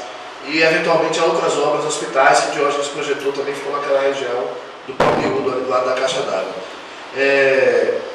Eu acho que a mesa teve uma grande qualidade na discussão, fico muito satisfeito, acho que foram visões complementares. Nelson colocou uma questão fundamental, que é da discordância, a universidade, o espaço de ensino hoje. Eu posso falar da universidade, que é o que eu frequento diariamente hoje, não é um espaço da discordância. As pessoas enxergam muitas vezes o que discorda dela como inimigo, quando na verdade eu enxergo como um colaborador, porque vem me ajudar ou a amadurecer minhas ideias sobre o assunto e ter mais convicção dela, ou a mudar de ideia, porque se o argumento for muito forte, eu não mudo de ideia, não tem problema nenhum.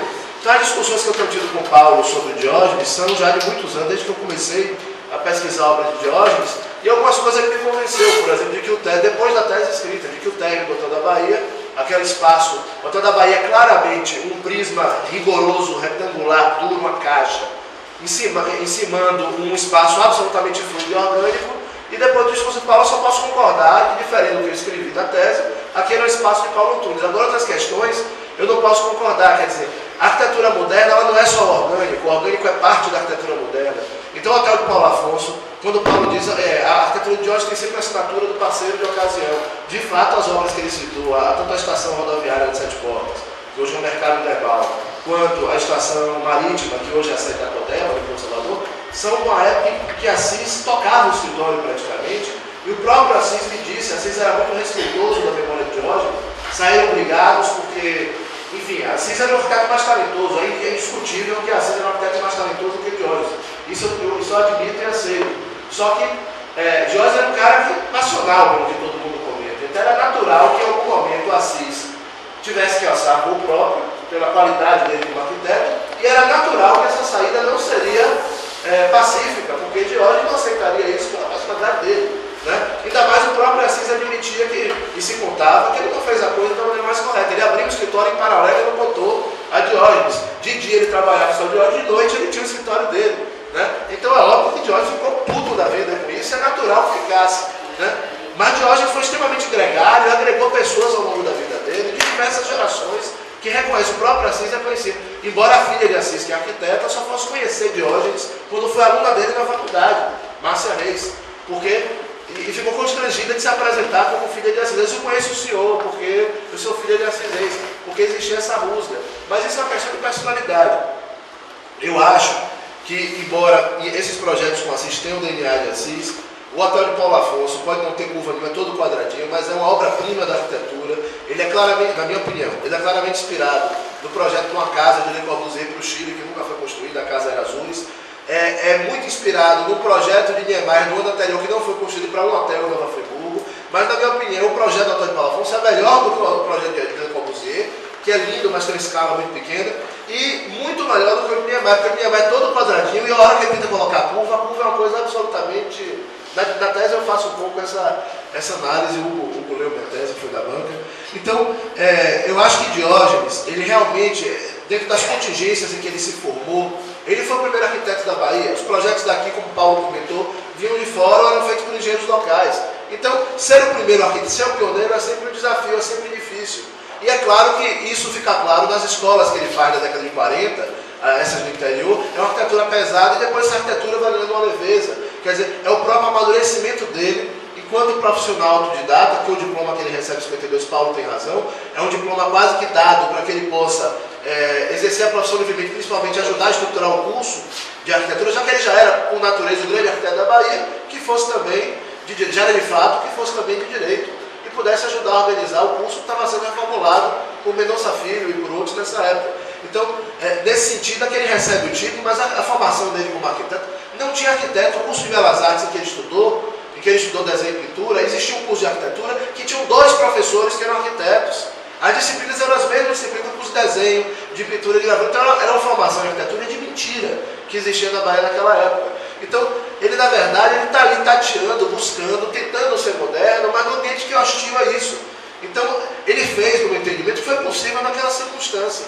E quando a gente discute, entrando na discussão, que eu acho a grande contribuição dessa mesa, que é qual seria o espaço da educação hoje, acho que Nelson foi muito feliz ao colocar, será que o REUNG, que pensa o ensino de uma outra forma, tem que ter o mesmo espaço de ensino que já não serve nem para o ensino tradicional, que é um monte de sala com corredor, escada? Aí eu comparo, o Paulo comentou, como é que o mesmo arquiteto que fez a Escola Politécnica fez a Faculdade de Arquitetura com intervalo de poucos anos, né? A Politécnica está inaugurada em 60, se eu não me engano, e aqui o projeto é de 63 e é inaugurada os primeiros pavilhões em 67, 71, então é um intervalo pequeno.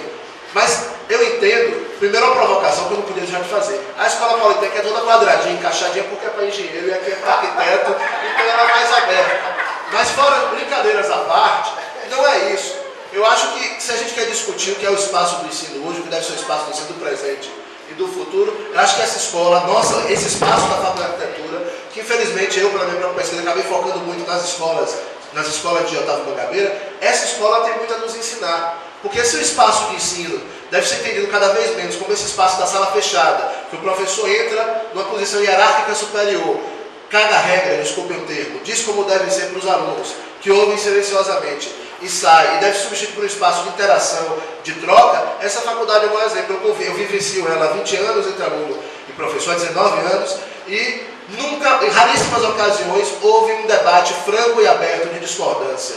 Em um espaço espaço fechado, a não ser nesse auditório, em defesa de tese, em debates como esse, mas nas salas de aula isso não existe. Isso existe no pórtico, isso existe na cantina, isso existe nos espaços abertos, nos espaços fluidos, nos espaços que as pessoas se encontram. Esse é o espaço do conflito e da discussão no sentido que Nelson colocou. Então acho que a escola, quando se constrói hoje, dentro da universidade, projetos de unidades universitárias ou de outros edifícios, que é um monte de salinha com corredor e escada, nós estamos retrocedendo. É equivalente ao que o governo federal está fazendo com Minha Casa Minha Vida, que é pior do que o BNH dos anos 60 e 70. A arquitetura da pior qualidade, podia dar um salto tecnológico, sem construção de cidade. Quer dizer, a gente está construindo o pior edifício universitário que nós poderíamos construir em 2014, quando as condições são infinitamente maiores, econômicas, tecnológicas, intelectuais, do que era uma universidade de informação dos anos 50 e 60.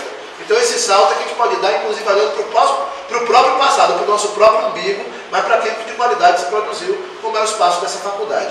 Obrigado. Eu quero direito de resposta para o Foi uma brincadeira que eu não podia deixar de fazer. É curioso isso, porque eu sou professor da Politécnica, mas tudo isso que eu estou fazendo aqui, todo esse trabalho de organismo, nunca valeu para mim nada na minha formação. Que é uma pena. É um trabalho paralelo isso aqui. Chegou ao ponto de o reitor Vaz querer me punir, porque achava que eu estava trabalhando numa fundação, quando eu estava organizando a Fundação Luiz Teixeira, ganhando dinheiro na fundação. Entendeu? Então, você vê que não é um dinheiro assim qualquer, não é. Venha para a faculdade aqui. Mas o fato, de modo é que eu acho o projeto da Escola Politécnica interessante, eu vivo lá dentro. E um dia desse eu descobri que estavam quebrando os combolos lá em cima, ali na Marquise, para poder dar uma passagem para botar um catavento em cima da Marquise. Aí esse processo chegou para mim dentro do departamento de estruturas e é claro que fui absolutamente contra. Como é que você faz um catavento numa Marquise? Já tem algumas placas solares instaladas lá, mas eu queria botar uma coisa para poder os alunos circularem e quebraram o comboio. Eu fui violentamente contra e acho que já está quebrado até hoje lá, uma passagem para a Marquise. Mas a Politécnica foi totalmente desfigurada. Você pega aquele piso da Politécnica, que era um piso escuro, agora troca, bota um piso de qualquer cor e a luminosidade é muito grande, muito alta. Então você fica com os olhos doendo, porque o piso tem que ser o piso original, escuro. Né? Então para mim o grave hoje é essa compreensão dos engenheiros de que eles podem intervir em qualquer espaço, como no caso da Politécnica, e desmontar, descaracterizar o processo. Um projeto que foi feito por Diógenes Rebouças, e não é só Diógenes Rebouças, isso acontece. Agora estava falando no meu interior, em Gameleira do Açuruá, eu sou do município de Gentil do Ouro, aí acho que ninguém conhece, né? Chapada Norte da Bahia, no mês de abril de 2013, quando eu vejo, estão os carros passando e trazendo linhas e telhas, etc. Quando eu vou lá, um prédio do século XIX, que compõe uma paisagem belíssima de Gameleira do Açuruá, que é um lugar muito bonito, e o pessoal destruindo um prédio escolar. Eu fui lá e corri risco de vida, porque estava a turma toda tirando as linhas e tirando as telhas do prédio. Por acaso, por eu estar lá nesse dia, gerou um processo aí que nós conseguimos, agora que o juiz deu de causa essa semana, dando uma multa imensa para a prefeitura, dizendo que se ela destruir qualquer outro prédio lá, ela vai ter uma multa enorme. O IPAC considerou que todo aquele sítio lá é um sítio importante do ponto de vista arquitetônico, por causa da iniciativa dessa. Então, essas são as coisas que a gente tem que dizer sobre um ambiente como esse, e o cidadão tem que estar agindo também, tem que estar nas horas, correndo até risco, mas tem que estar atuando. E eu faço isso na Escola Politécnica, na perspectiva de que senão se descaracteriza aquele livro. Porque eu acho que a questão da implantação de grande é um negócio magnífico. Eu participei com o Diógenes, infelizmente, acho que o Diógenes não tem nenhuma imagem gravada, né? Não conheço. Tem imagem, agora filmou.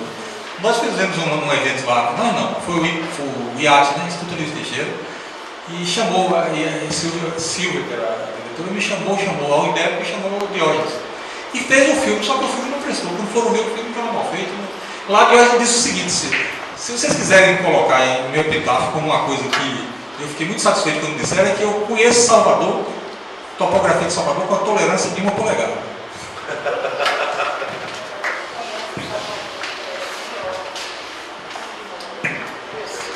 Mais alguém?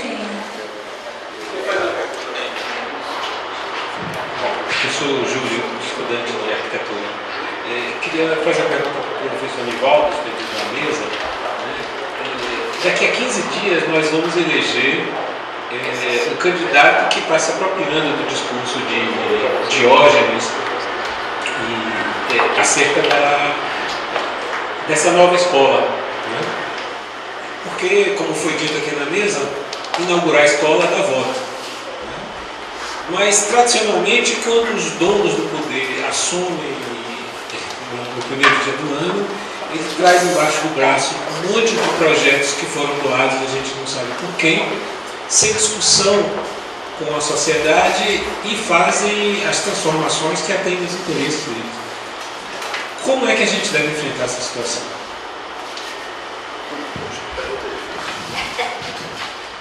Júlio, não sei se eu sei responder sua pergunta. Agora, só o fato de estar em pauta na discussão eleitoral, a candidata Alice da Mata começou com o discurso das escolas, de escola em tempo integral, usando como referência a Escola Parque, e eu tenho a impressão que outros candidatos também já se apropriaram desse discurso. Só o fato de isso estar na pauta, para mim, já é algo positivo, ainda que a realidade, a experiência nossa demonstra que, muito provavelmente, o secretário de Educação, como todos os secretários, vai ser indicado por algum partido da base e vai fazer de lá o seu governo, como o Nelson colocou. Entre a intenção e a prática, para mim, não é a resposta à pergunta, é só um comentário.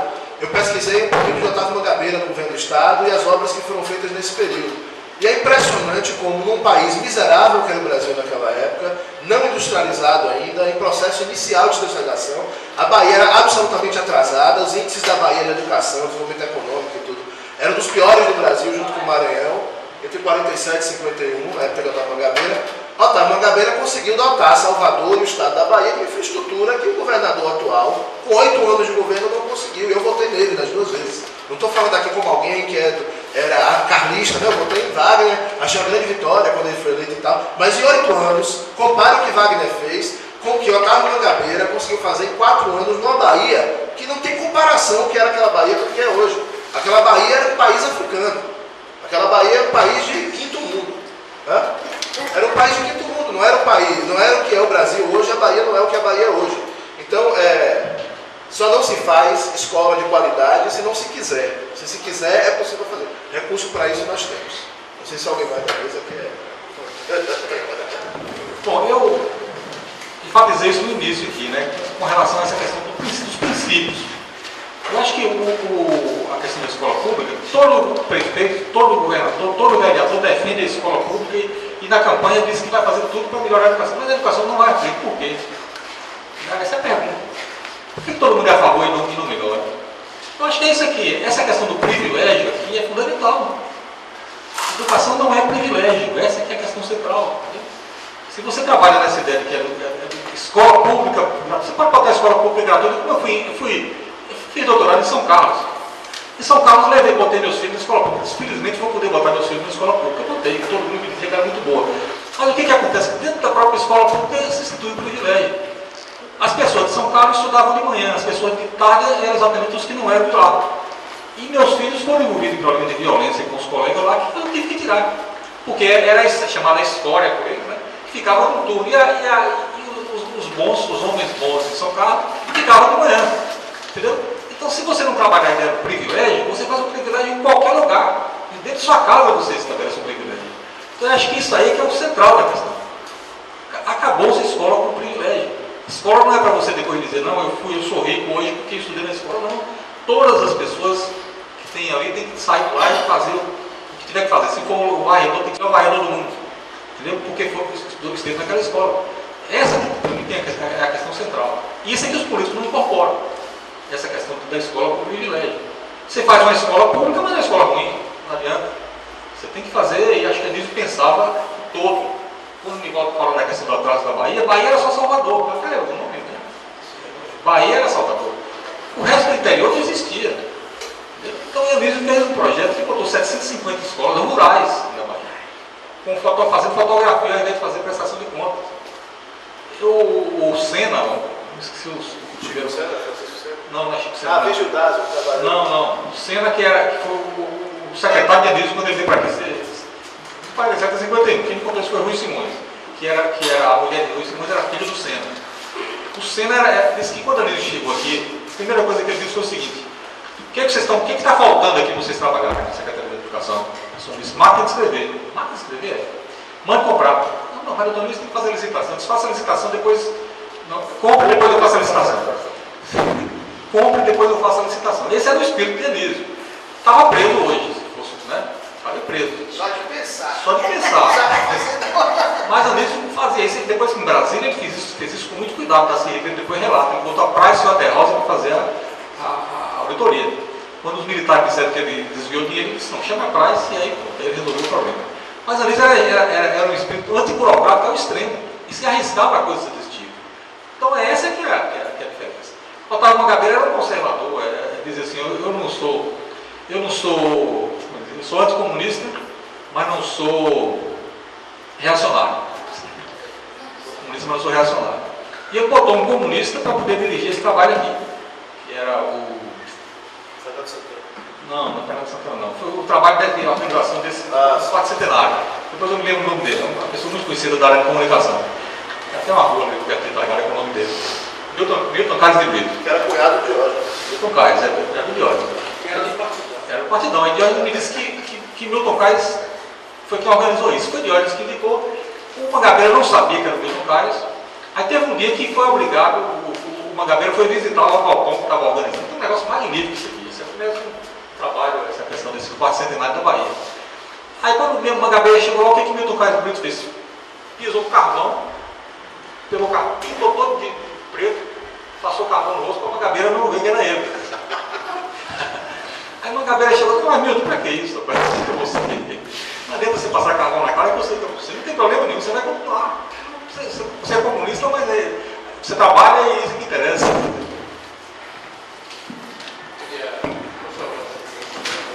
Eu quero dar aqui alguns depoimentos sobre Anísio, porque meu pai foi uma espécie de chefe de gabinete de Anísio quando ele foi secretário aqui, mas não é isso. Foi a parte baiana naquele convênio com a Universidade de Colômbia para o Anísio queria regionalizar a educação e trouxe rapazes que estavam fazendo teses de doutorado na América do Norte para fazer estudos de comunidades do interior. Foi feito um em Monte Santo, foi feito outro em Ilhéu, foi feito aqui no Recôncavo, essa coisa toda. Bom, e eu assisti algumas dessas conferências de Anísio Teixeira. Anísio Teixeira tinha, a propósito dessa coisa do privilégio e tal, Anísio Teixeira, ele dizia o seguinte, que a primeira coisa ele falava do erudito. Erudito é aquele que sabe, mas não sabe porque sabe. Era coisa sobre essa cultura da erudição que era muito frequente na Bahia. Outra coisa que ele dizia que o professor era exatamente essa coisa de conflito. É aquele cara que tem a função de botar, digamos assim, a pedra no caminho para o aluno tropeçar. E ele falava dessa coisa, né? Por exemplo, da maçã que o Newton cai e que descobre. A função do professor é exatamente isso. É sacudir a macieira para que caia aquela coisa, a coisa e tal. Mas tem um detalhe. Quando Anísio chegou na Secretaria de Educação, vindo da área empresarial, aí, quando ele chegou lá, a coisa disse, eu quero fazer isso, não pode porque não tem rubrica, não pode fazer isso, não pode fazer. Ele disse, não posso fazer. Aí um cara lá disse assim, eu posso. Não, mas doutor, a gente pode fazer a química. O que é a química? É o seguinte, você toma recibo de um para fazer o outro. Ele foi ao Otávio Mangabeira e disse, Anísio, Mangabeira, eu não vou ficar lá de mão atadas. O seguinte, eu não posso fazer nada com aquela estrutura. Eu vou fazer química, você me apoia? Ele disse, pode fazer, faça química, para poder tocar os projetos que ele queria. Então, era esse homem que realmente rompia com esses paradigmas todos vigentes naquela época e tudo mais. A propósito, há uma cultura muito difundida na Bahia, do Colégio Estadual da Bahia. Que era uma maravilha, que era isso, que era aquilo. Era um colégio extremamente elitizado. Inteiramente elitizado.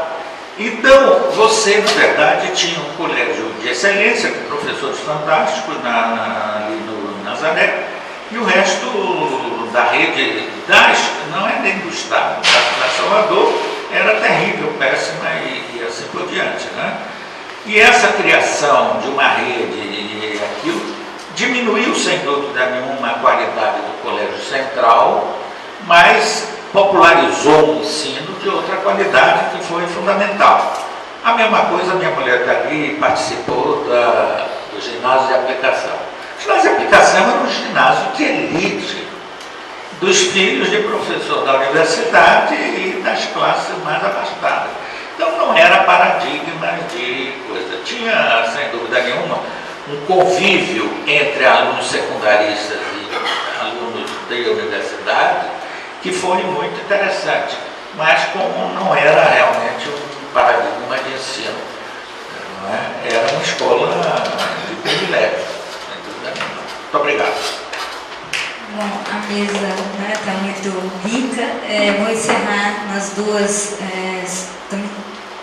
estão três finais questões aqui para a gente poder encerrar a mesa. Bom dia. Meu nome é Carol, sou estudante de arquitetura. Eu tenho uma pergunta e alguns questionamentos. A primeira pergunta é o plano de 1962 das escolas. O que aconteceu? Se foi por causa da ditadura, alguma coisa assim que não foi para frente, certo? E a segunda é de 62, de enquanto as escolas pagam no setor público.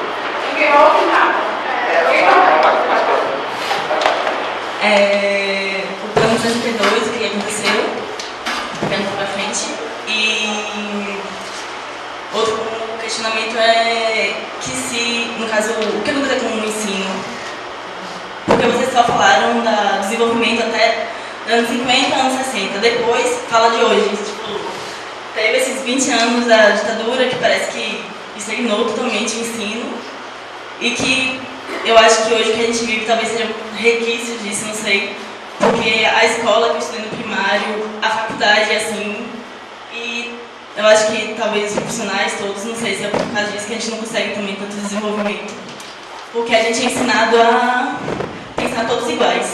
Tipo, na nossa escola, desde o primário, na escola eles ensinam aquilo e só aquilo que você tem que aprender e todo mundo tem que pensar igual. A gente não ensina, a gente não aprende exatamente essa coisa do questionar e discordar. É errado discordar. Até hoje você não discorda, não sei o quê. Tanto que até na faculdade, qualquer professor que você discorda, você tem medo, entendeu? Você fica assim, eu não concordo e tal, mas não vou discutir. E eu queria entender, talvez, se tem alguma coisa a ver com isso, do ensino mesmo, a gente não conseguir. Porque o Nivaldo falou, fazer escola do futuro é muito fácil, basta querer. Será que basta querer mesmo? Porque eu acho que tem muita gente que quer e não consegue. Entendeu? Então, queria mesmo. Muito, só um complemento, que tem a ver com o que a aluna colocou aqui também, sobre que em 1962 tinha um plano nacional de educação e no ano seguinte acho que tinha também já uma proposta, um programa para criar estabelecimento, ou seja, nacionalizar um pouco o conceito, e veio o governo militar e acabou. Então eu queria um pouco comentar a coincidência, porque o IAB em 63 fez um seminário sobre a reforma urbana, que justamente todas as propostas que estabeleceu uma série de questões importantes até para digamos, a questão de habitação, e especialmente a habitação que se foi aproveitada pelo regime militar. Mas a questão da reforma urbana, que tem uma participação importante nossa de arquitetos, comento isso, de arquitetos, engenheiros, foi digamos, na mesma época que também se criou aquele plano, que imagino que também devemos ter participado dessa coisa. Então, na verdade, é retomar, porque na verdade, de lá para aqui, a gente não conseguiu retomar, naquela época, os arquitetos estavam na frente desse processo, então, de uma maneira, de retomar tudo isso aí, porque são coincidentes os períodos, ou seja, tem uma proposta em cada setoriais, e que foram todos, digamos, de alguma maneira adiadas.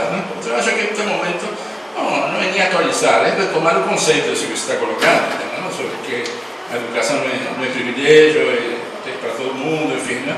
E ver de que maneira isso, inclusive regionalmente, que o Brasil é grande, né? Isso se consegue, né? Ou seja, ver cada caso a caso. Eu sou Alain Pesquini, sou francês e gosto muito da Bahia. E cheguei a estudar um caso do gênio de Diógenes. E realmente é um gênio. É um gênio, na minha opinião, um gênio em todos os campos, mas ele mostrou talvez mais gênio na maneira de trabalhar com a topografia. E Salvador é realmente um problema de topografia, desenvolvimento da cidade. No tempo antigo, Paulo falou da cidade antiga, da cidade histórica, né? Nesse tempo, o pessoal desenhava a cidade como um espaço externo, que na realidade era definido no espaço externo. A revolução do movimento moderno é realmente de desenhar objetos dentro de um espaço infinito. Mas, na realidade, a beleza da cidade antiga é que você vai de praça em praça.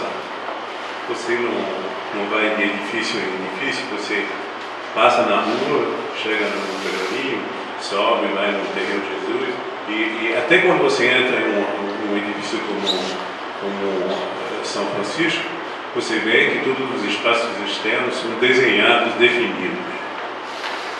Bom, a chegada do movimento moderno no Brasil foi uma revolução fantástica, porque na realidade o Brasil é um lugar onde o movimento moderno se desenvolveu com muito talento e muita beleza e de uma maneira quase geral. Quando você vai visitar os edifícios do movimento moderno na França, por exemplo, você tem que ter um carro e muito dinheiro para comprar gasolina, porque cada um desses edifícios são distantes uns dos outros. Se você vai no Rio de Janeiro, que falou sempre da arquitetura do Rio de Janeiro, que eu gostei desse, porque na realidade é verdade que o movimento moderno se implementou de uma maneira realmente importante no Brasil, mais do que em outros lugares. Então, e se exportou do Rio para outra cidade. Eu fiz um estudo muito detalhado sobre o Diógenes e outra pessoa que o mostrou, que é o Borsoi. E os dois realmente tiveram o mesmo papel. Os dois eram muito amigos de Lúcio Costa e cada vez que tinha um problema iam falar com o Lúcio para saber o que eles tinham que fazer, né? Lúcio, Oscar também, mas Lúcio mais, porque Lúcio era o professor de todos, né? E realmente cada uma dessas pessoas tiveram um papel de desenvolver o movimento moderno, como aqui em Salvador, evidentemente, o Diógenes foi um dos maiores, e Borsoi, eu acho que fez a mesma coisa no Pernambuco. Então, o que eu queria dizer é que eu gostei muito da sua apresentação, porque mostrou, acho que pelo menos 10 edifícios que eu não conhecia, geralmente em outros estados, né, do sul, pelo Rio do Sul, e em outros lugares, mas é verdade que tem uma unidade e uma força. Agora, a coisa interessante também é que, bom, a linguagem moderna, ela é muito forte e muito simples, talvez, de usar. Tem um momento importante nos Estados Unidos, quando se definiu os New York Five. Não sei se os New York Five foram realmente os 5 arquitetos que estavam utilizando a linguagem moderna, e foi no final dos anos 60, 66, 7, assim. E, bom, desses 5 arquitetos modernos, só tem ainda Watney e o Eisenman já não está mais moderno. Só tem 2 que estão ainda modernos. O que Richard Mayer, que é realmente o papa, vamos dizer, dos neomodernos. Eu tento dar esse nome de neomoderno, porque na realidade os modernos são de 1920. Então, quando faz moderno, utilizam a mesma linguagem 100 anos depois, quase, 80 anos depois, já é neomoderno. E o neomoderno realmente se desenvolveu bastante aqui, mas aqui entrou como linguagem normal, da construção normal econômica, e uma das razões, eu acho, é a ventilação, o fato de que o pilotia era ideal por aqui, quando na Europa fria é uma solução ruim, vamos dizer. Então, bom, tudo isso para dizer que Diógenes, para mim, é um gênio que marcou a cidade. Agora, não se vê tanto como, por exemplo, Gaudí marcou Barcelona. E eu acho que Diógenes aqui é mais como Cerdães em Barcelona. Ele desenhou a cidade, ele participou no e-books, ele, inclusive, as duas mais bonitas avenidas aqui, ele trabalhou, né? O Contorno e a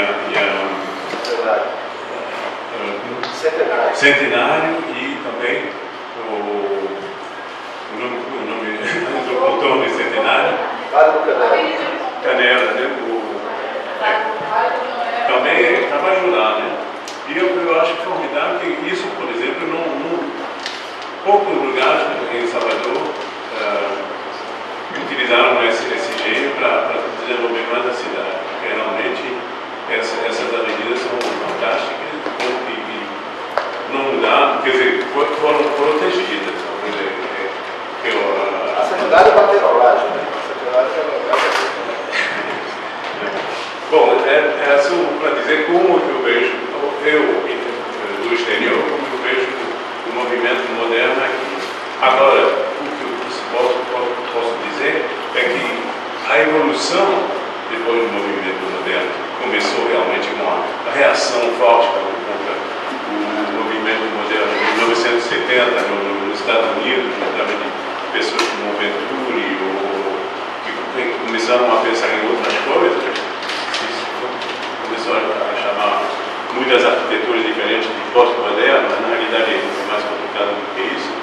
Mas aqui não apareceu realmente uma arquitetura muito diferente, que assim como o Gauss, Gehry, por exemplo, essa arquitetura muito complicada, que não chegou até aqui, mas que se desenvolveu e pode ir todo mundo, né? Eu não sei exatamente por que não tem uma evolução muito forte. Acho que Paulo uma vez em um artigo na tarde que se perguntou por que não se organiza um concurso para fazer um edifício importante, né?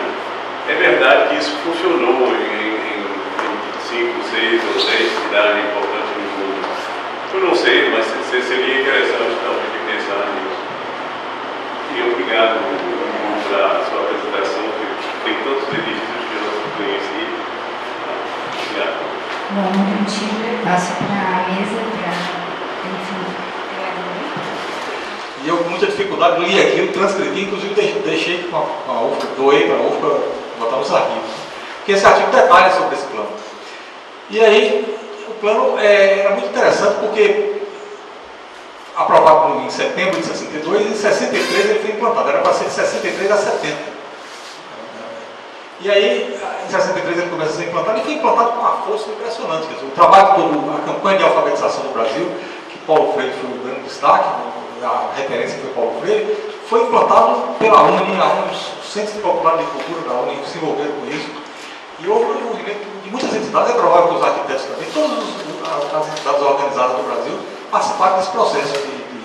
E o outro ponto que tinha sido começado era o ponto de trabalhar a Escola Parque de Brasília, que já estava sendo implantada, já estava construída, que isso fosse generalizado para o Brasil, fosse feito um grupo de estudo para poder analisar a possibilidade de adaptar aquela escola para todos os lugares do país.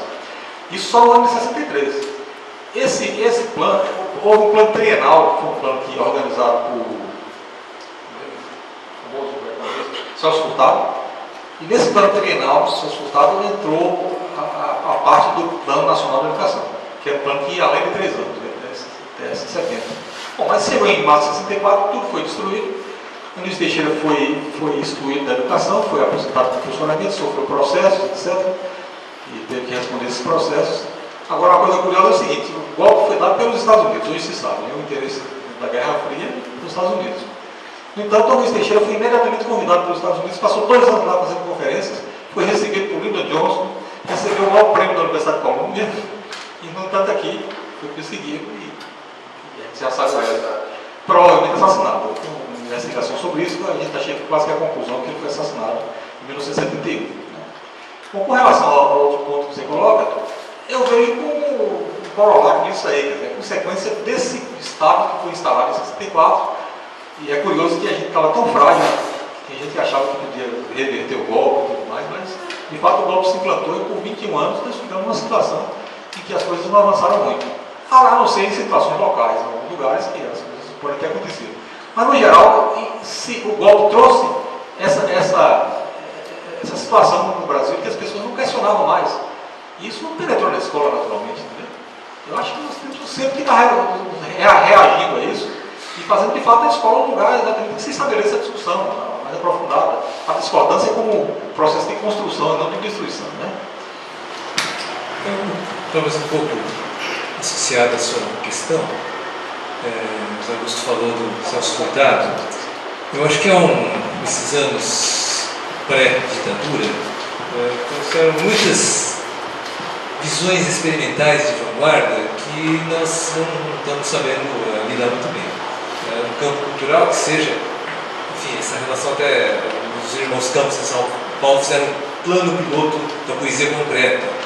Havia a Música Nova, que era um grupo de música de vanguarda também, que propunha coisas novas. Havia a Arquitetura Nova, que era o Sérgio Ferro, também um grupo de jovens arquitetos.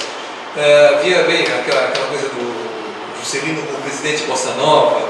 Havia uma certa efervescência cultural que foi extraordinária para quem viveu. Eu era menos que adolescente naquela época, mas a gente percebia que aquilo era algo extraordinário. Parecia muito extraordinário até acontecer o golpe. Eu acho que isso é um campo que na arquitetura também precisa ser visto, porque eu não apontei, eu ressaltei essa questão de que esses anos,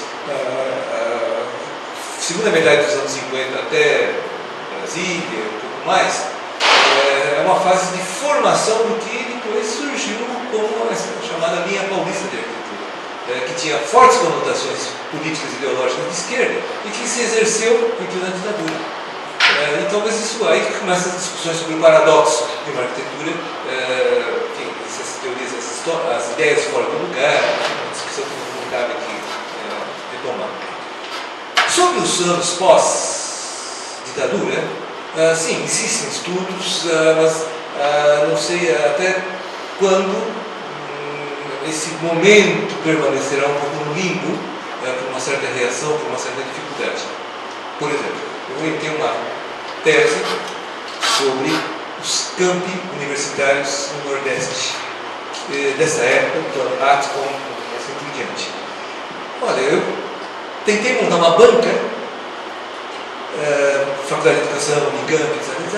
Ninguém tinha estudado esse tema na Faculdade de Educação, enfim, na USP ou na Unicamp. Então, enfim, eu sei que no Brasil a gente sabe que tem estudos sobre campo universitário, o plano Atcom, as reformas universitárias e a arquitetura dos campos universitários deriva, sim, a tese que foi desenvolvida mostra, e muitos desses arquitetos estão vivos ainda, são vivos.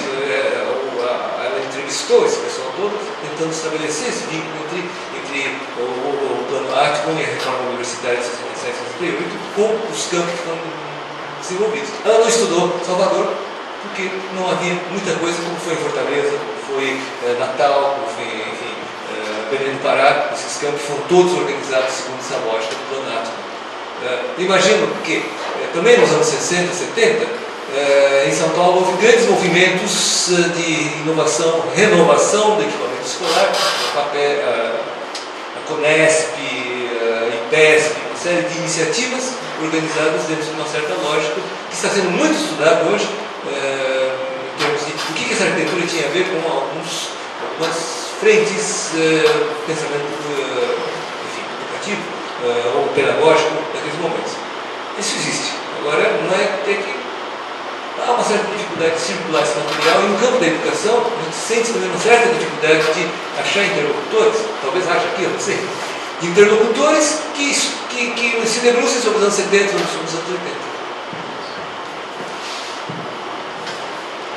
Professor Hugo, a gente está começando a fazer essa pesquisa da UFBA aqui, teve sim um pensamento formador que talvez não tenha sido ainda investigado. Então a gente está começando agora.